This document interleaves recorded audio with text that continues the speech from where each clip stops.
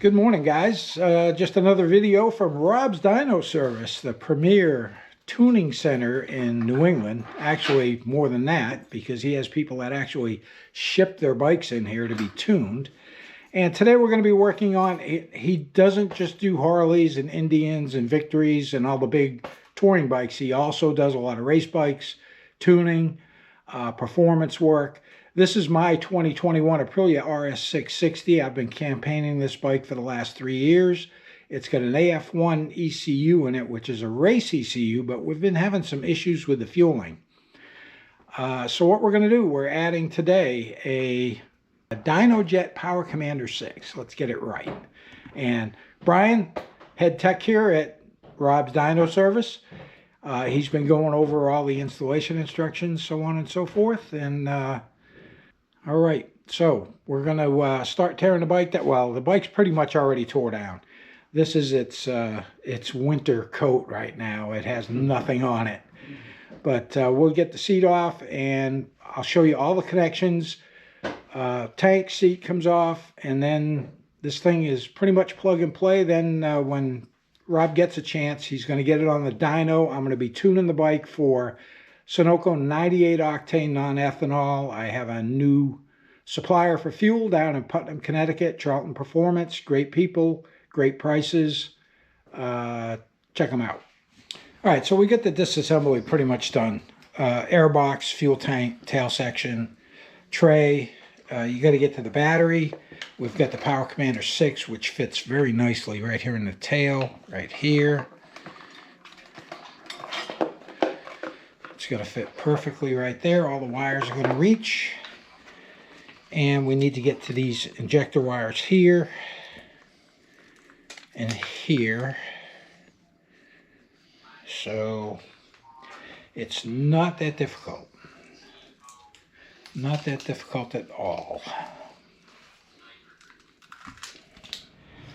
All right, one of the hardest things you're going to do is getting to the TPS sensor. Throttle position sensor is, I don't know if you can even see it, where it's way the hell down in there. Right there where that is. And it's got a lock, this yellow lock piece.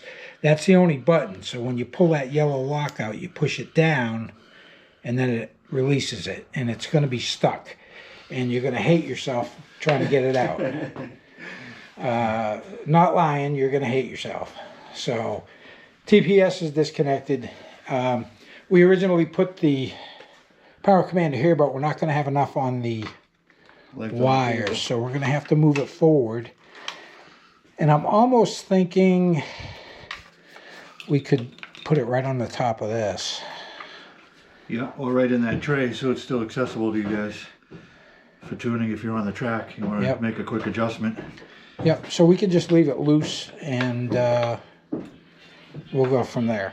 All right, with all the connections, be very careful when you're connecting your fuel injectors, because it goes into the harness for the Power Commander 6, and it comes right back. So, you know, make sure you tidy everything up, get everything out of the way, make sure everything's going to fit properly, and you're not going to have any issues. Throttle position sensor, pain in the ass, we finally got it. Of course, there's a bunch of other stuff that's unplugged on this bike because it is a race bike. I got a lot of different bypass modules on here as well. So, you know, there's a lot of stuff that has to be done. And it looks like we pretty much got everything done. We're going to get it back together and fire it off. A few extra bucks, but it's a good peace of mind. Yep. All right, so everything is done. Tank's on it. I primed the fuel pump. Oh, it's dusty. It's been sitting. She wants to get back out on the track. 42 days and we'll be on the track. So everything's back together. The Power Commander has been relocated from here to here because of the wire lengths. It's not that big of an issue, but it's in the exact place it needs to be now. This little tray here. And, well, let's see what happens. I've already primed up the fuel a couple of times. You can hear the pump running. There's not a lot of fuel left in here. It's pretty much empty. but there'll be enough to fire it up, and we'll push the button.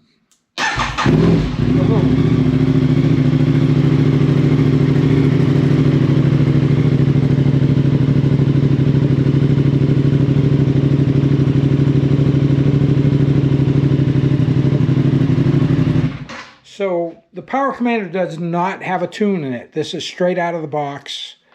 I haven't downloaded any tunes for it. And it appears that it stays powered on all the time. I'm not sure if I'm too keen on that or not. But it's showing power, so everything's tucked up. We didn't have to mess with my connection for my Solo 2DL. That's what this is right here. This is a plug that I made to hook up so I can get my telemetry, my speed, RPMs, oil pressure, temperatures. I get all of that through the data bus cable.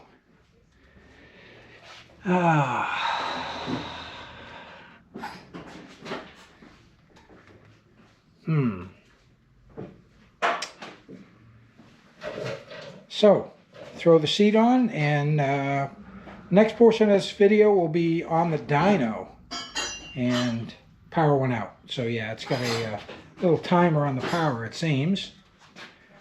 So you don't have to worry about that. I'm going to keep the cable right here. We'll put the tail section back on. And once he gets it on the dyno, we'll go ahead and continue on with the video. Alright, so the first thing we're going to do is we're going to get this bike up to operating temperature, and then we're going to check the calibration of the throttle position sensor to the Power Commander. After we get that done, then we can work on start making the map for it. So follow along.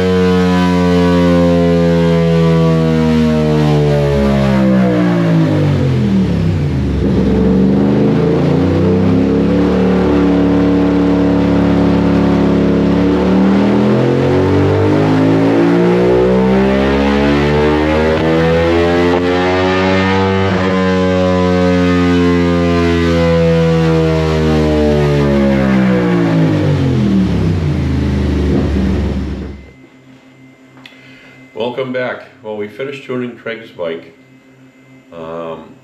We didn't gain a lot of horsepower and torque. It was originally, when we tested this last year, it was at 82.46. Now we're finished at 87, almost 88, and 46 foot-pounds of torque.